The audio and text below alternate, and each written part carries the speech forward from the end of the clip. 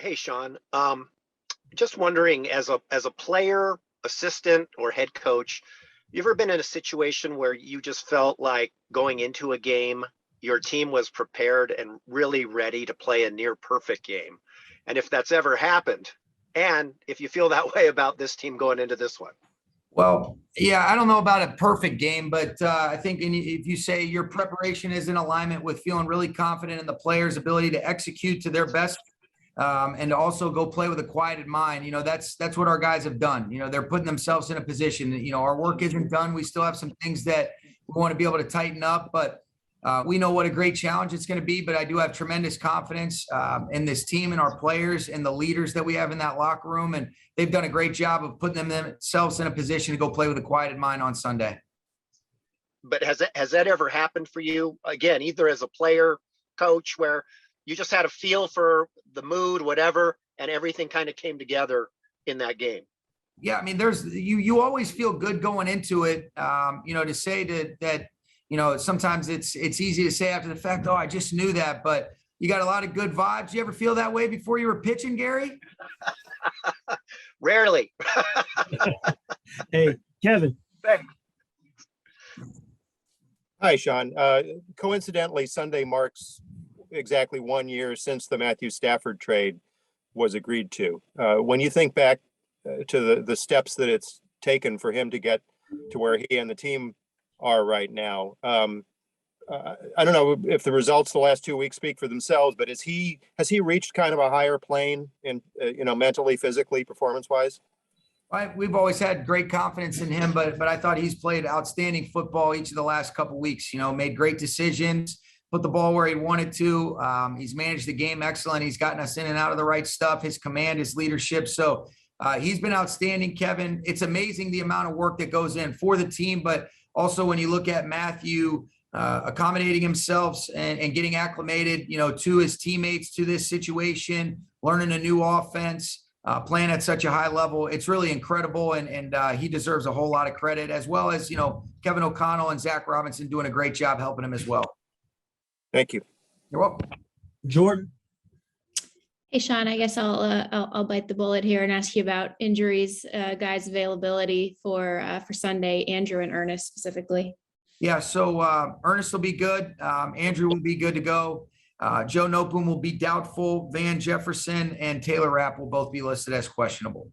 And then, Sean, when you look at the team build and how all the pieces connect together and sort of this ecosystem that you guys have built over the last couple of years, how crucial to the balance of that has finding and assistant coaches who can really develop players? Yeah, it's everything. I mean, it's a huge part of it, Jordan. I think when you look at it, being able to identify the types of players that you want to be around, guys with high football character that love the game, that have great instincts and awareness, and then also coaches that really are kind of wired the same way. People that love it, want to help people reach their highest potential, where they're inspiring them, but also challenging them, where there's some urgency, but there's some respect in terms of helping those guys reach their highest potential. We've got a bunch of great coaches that have done a phenomenal job of really being able to develop the entirety of the roster. Kind of like I've mentioned before, Jordan, I think that's a real credit to the collaboration that exists between coaches and our personnel with Les and his group, and then ultimately the players being able to go get it done. And so it's a big part of it. And that's a vital part of what you want to try to establish with a good culture. And it ends up being all about those players. Thank you, Sean. You're welcome. Maria. Hey, Sean, from a mental standpoint, we know the player is ready physically, but from a mental standpoint, what's the best that you can hope for with the players and the coaches? Are you talking about just in terms of just the mental preparation, or what do you mean? Yeah, just being ready for this game at this level. I think the guys are ready. There is familiarity with the opponent. There's a couple wrinkles, just like I know they'll have in each of the three phases. So I think, the way that we break up the week, Maria, is kind of incrementally based on different situations that arise. And it's kind of a build as you get closer to Sunday. And so, we're in the midst of wrapping that up, where you kind of get the entirety of your game plan in by the end of today. Tomorrow represents cleaning it up, any little last reminders, but you want to make sure that you use all the time that you have without overloading guys unnecessarily. And if you will, usually kind of the hay's in the barn by the end of today, and then you're just making little tweaks and adjustments leading up to kickoff. But I think both our players and coaches have done an outstanding job. Thank you. You're welcome. Rashawn, Hey, Coach. When you think about Aaron Donald, some of his teammates were talking about just how much they want this for him. What does that sort of speak to about him as a player, but also just what he brings to your team? Yeah, I mean, he's got such a great impact, influence, and affecting people in a positive way, Rashawn. This guy is so special, the way that he goes about his business consistently, the competitiveness, but also the care for his teammates, the way he brings people with him.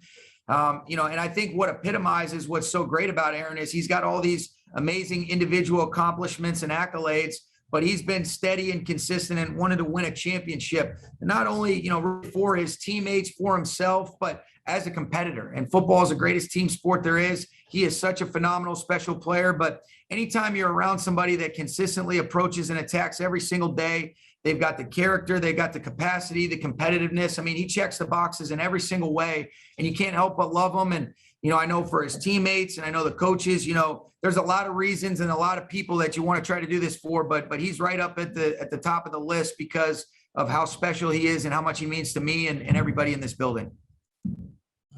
Kurt, Hey, Sean, when you think about the journey and from especially the standpoint of when you guys lost those 3 straight to where you are now, 1 win away from the Super Bowl, what stands out most in this journey to you?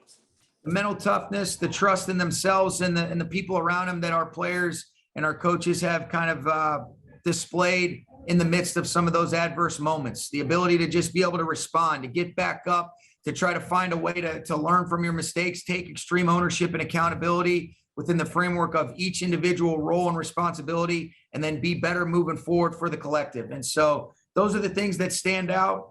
It seems like it was a long time ago when we were sitting in that Green Bay locker room, having had that disappointment of losing 3 straight. Our guys bounced back the right way, reeled off a handful of wins.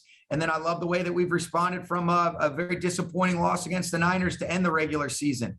And you use those as learning opportunities. We know the stakes are greater when you get into the playoffs. And I think our guys have done an outstanding job of putting themselves in a position to be in a conference championship when you know how difficult and competitive this league is. Thank you, Sean. Good luck Sunday. Appreciate that. Joe Reedy. Hey, Sean, in terms of guys at the top of the list that you want to do this for and win, is Whitworth at the top also, just going into 40, and you've been with him 5 years now? Yeah, it's amazing, Joe. He's been, from what a great job he did of being such a great leader, great player, productive player, and doing so many things for the Bengals. And then he's done exactly that and more here for us. And he's been so important.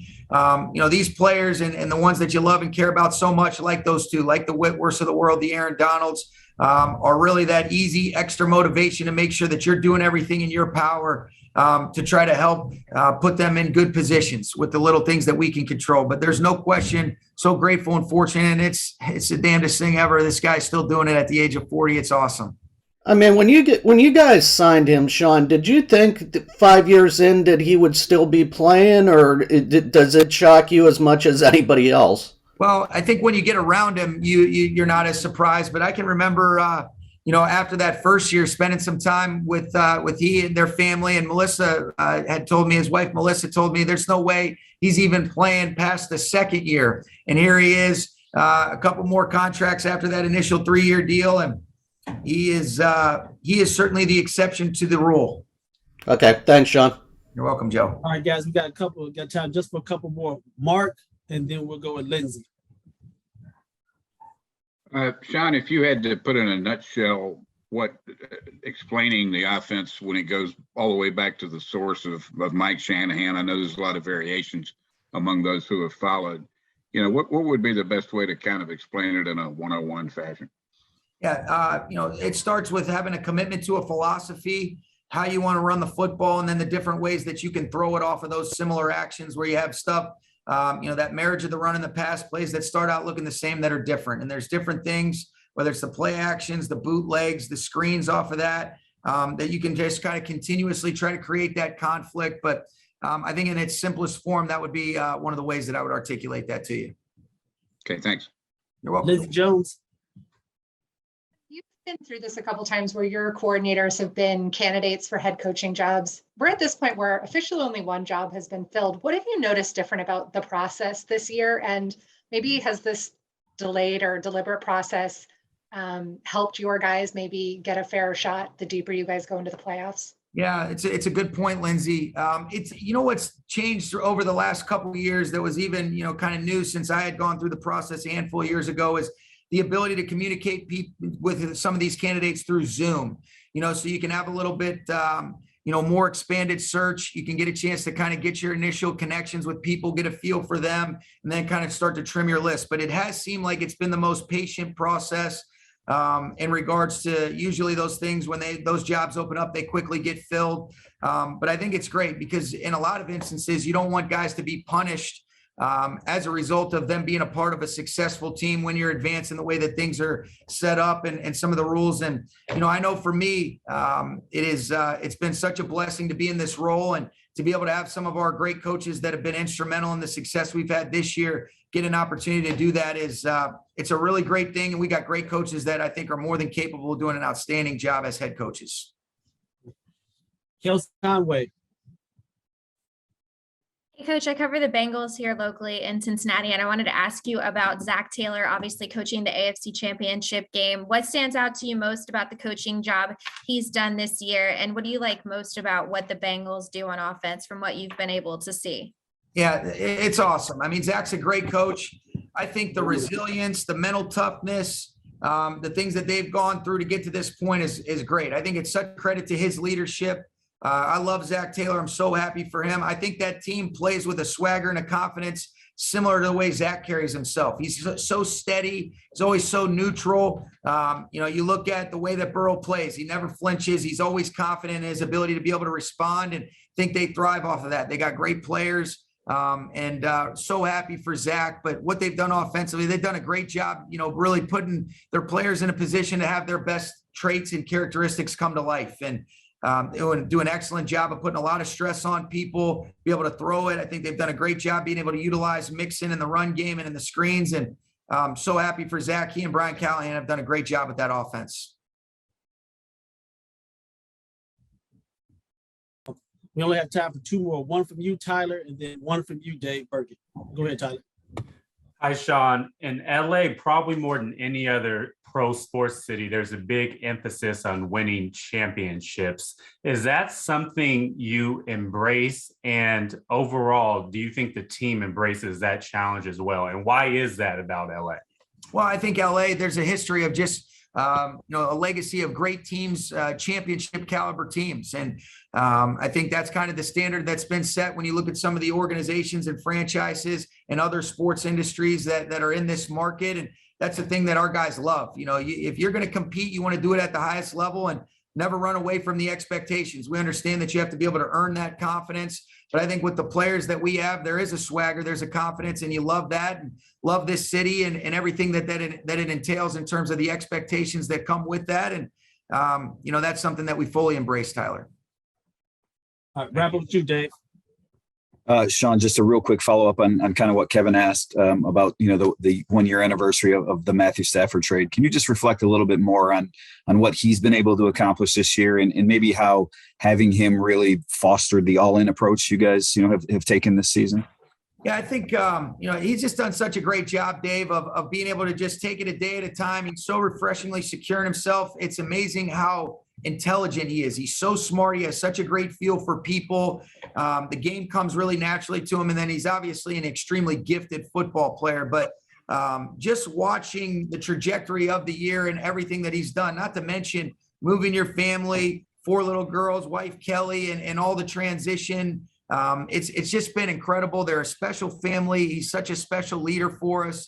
I've really loved, building and developing that relationship with him over the last year. We're only going to get closer as time goes on, but he's been a huge part of why we're in this position. I don't necessarily know if you look at it as an all-in or, hey, this is what we felt like was the best chance to be able to upgrade our football team, and he's done a great job getting us into this position. Thank you. You're welcome.